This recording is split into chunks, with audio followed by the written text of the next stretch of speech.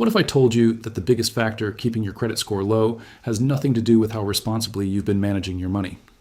What if the system itself was designed to keep most people stuck paying thousands, sometimes hundreds of thousands of dollars more than they should, and the people who benefit from that setup have absolutely no reason to tell you how to escape it? Today, I'm going to walk you through something the credit industry understands completely but never talks about openly. A legitimate, fully legal feature baked right into how credit scores are calculated that can move your score dramatically faster. Stay with me, because by the end of this video, your entire understanding of how credit scores actually work is going to shift. And that shift could be worth more money to you than almost anything else you'll learn this year. Let me paint you a picture first. Imagine you walk into a mortgage lender's office with a credit score hovering around 620. The loan officer sits you down, runs your numbers, and tells you that yes, technically you qualify, but the interest rate is going to sting. On a $350,000 home, the difference between a 620 score and a 760 score isn't just bragging rights. It's not just a number on a screen.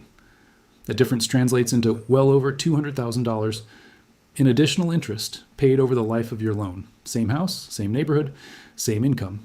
Wildly different financial outcome based entirely on 3 digits. Now here's the question nobody asks. What if you didn't have to wait years to make that jump? What if you could move your score by 100 points or more within 90 days using a method that's been sitting inside the credit scoring system this entire time? This isn't a fantasy. This is exactly what happens when people discover how credit scores are actually calculated versus how the industry describes them to consumers.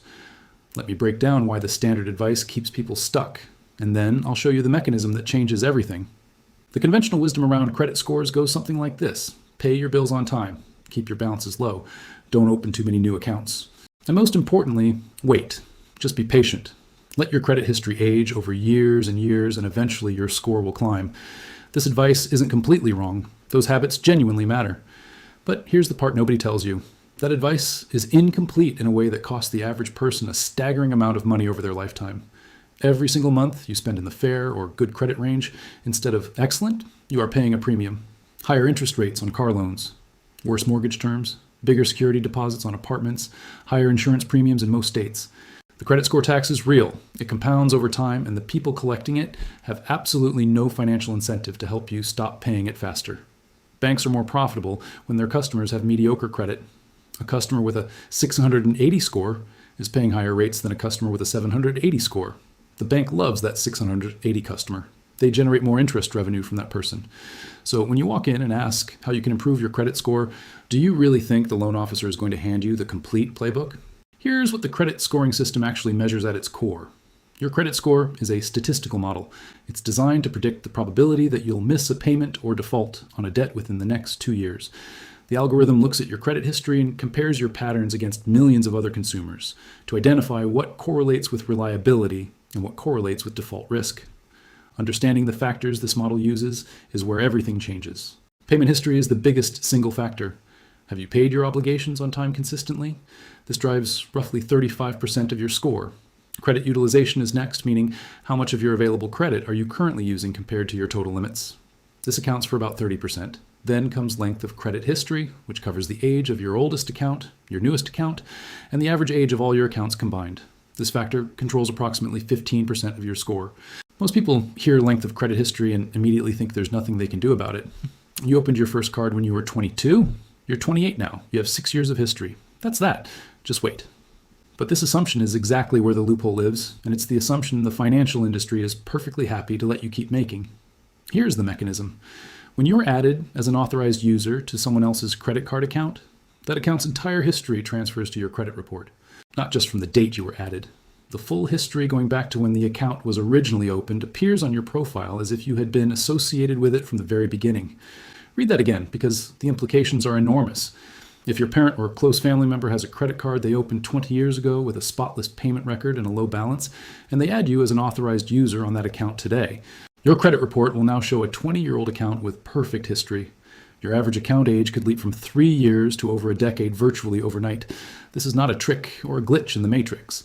It is an intentional feature of how credit scoring models are constructed. FICO and VantageScore both factor authorized user accounts into their calculations. Credit bureaus explicitly recognize this relationship. The system was originally designed this way to help spouses build individual credit histories when one partner managed all the finances. Over time, it became clear the mechanism extended beyond married couples, and here we are. Banks and mortgage brokers know this exists. Credit repair companies have built entire businesses around it. But the average consumer has no idea because none of the parties who know about it have any financial incentive to advertise it to you. Let me show you how this plays out in real numbers. Imagine a 24-year-old with a credit score around 590. He's made some mistakes, missed a payment here and there, and ran up a balance on a card during a rough financial stretch. He's trying to finance a used car and getting quoted interest rates above 14% from every lender he approaches. Now imagine a grandparent with credit cards going back nearly 4 decades. Perfect payment history the entire time. Combined credit limits well above $50,000. Utilization sitting under 5% consistently. The grandparent adds the grandson as an authorized user on the 2 oldest accounts. He never hands over a physical card. No access to the accounts. The addition takes about 10 minutes online. Within 60 days, the grandson's credit report now shows accounts with almost 40 years of perfect payment history. His average account age jumps from roughly 2 years to close to 20 years. His available credit triples. His score crosses into the high 690s, which is above the threshold that qualifies him for reasonable auto financing. The difference between a 14% interest rate and a 6% interest rate on a $25,000 car loan over 5 years is more than $5,000. One 10-minute action by a family member, thousands of dollars saved. Now, let me walk through exactly how to execute this effectively because the details absolutely matter. First, the account you're being added to needs to be in excellent standing. Perfect or near perfect payment history is essential. Any late payments on that account will import to your report along with the positive history, and that will hurt rather than help. The utilization on that account should be low, ideally under 10%. The account should be old. The older the better. And the credit limit should be meaningful. Second, you need someone willing to add you. So this is usually a parent, grandparent, sibling, or very close family friend. They're lending you access to their positive credit history. And in exchange, they're trusting you not to misuse anything. Many people add authorized users without ever providing a physical card. The addition is entirely strategic, and the primary account holder maintains complete control. Third, not every credit card issuer reports authorized user accounts to all 3 credit bureaus. Major issuers like American Express, Chase, Bank of America, and Discover generally do report authorized users. Some smaller institutions do not. You'll want to verify this before assuming the strategy will work with a particular account. Fourth, the impact typically appears within 1 to 2 billing cycles after the addition is made. You are not waiting months.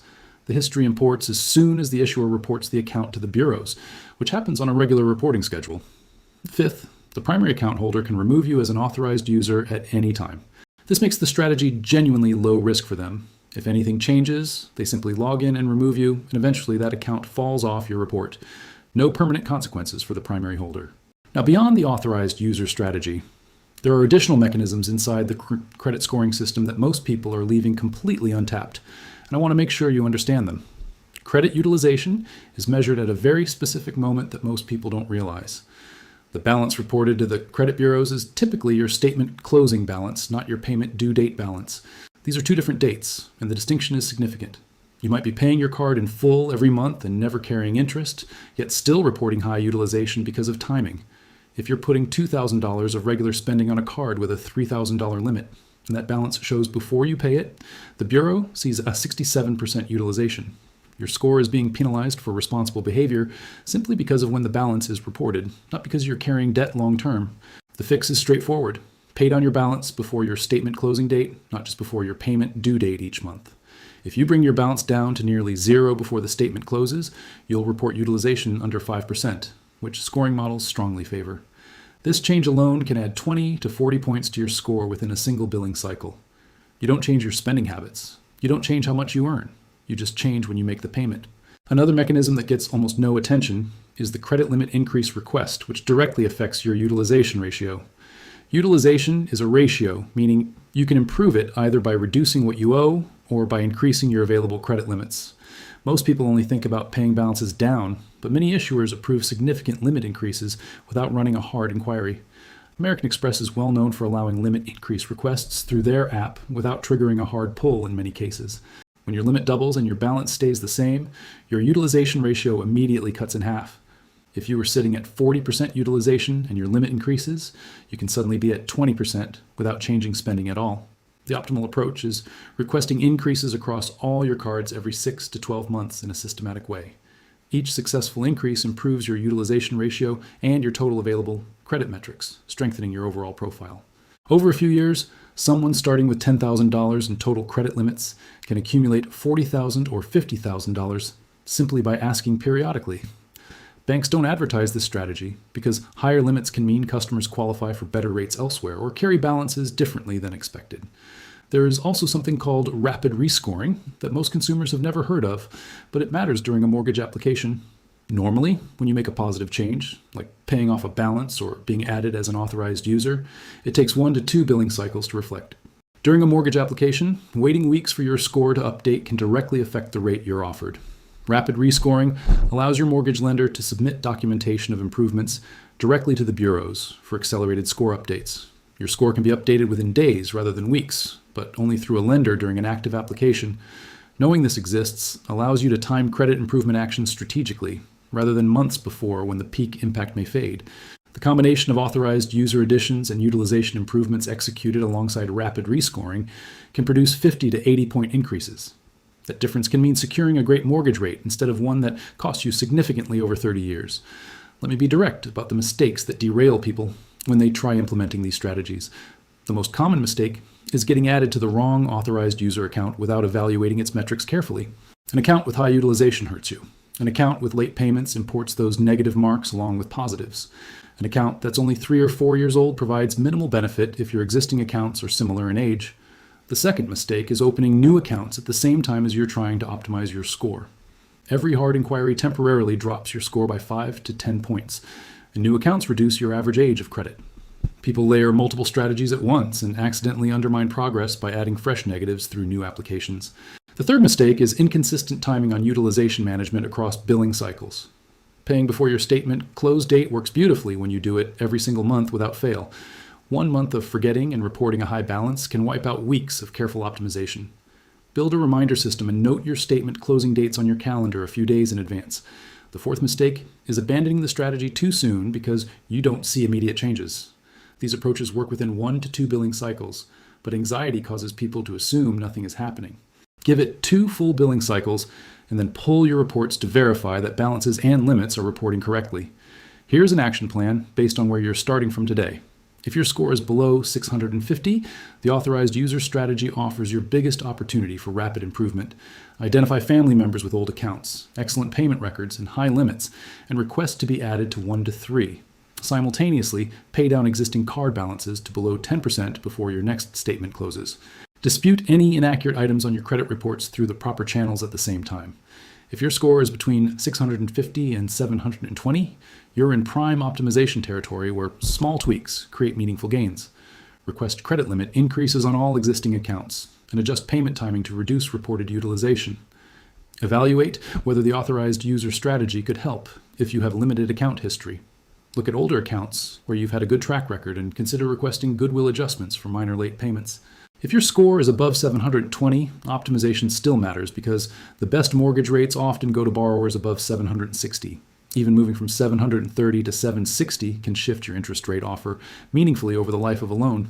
Focus on utilization timing, periodic limit increase requests, and maintaining the positive patterns already in place. Regardless of your starting point, pull your free credit reports from all 3 major bureaus at least once a year. Actually read through them carefully because research consistently shows a notable percentage of reports contain errors. Disputing inaccurate information should happen alongside every other strategy because it directly affects eligibility and pricing. Here's the bigger picture I want you to walk away with after understanding these mechanisms. The credit scoring system was designed by lenders, for lenders, to quantify how much risk you represent. It was not designed to help you build wealth faster or simplify your financial life. It is a tool that benefits institutions when you don't understand it and benefits you when you do.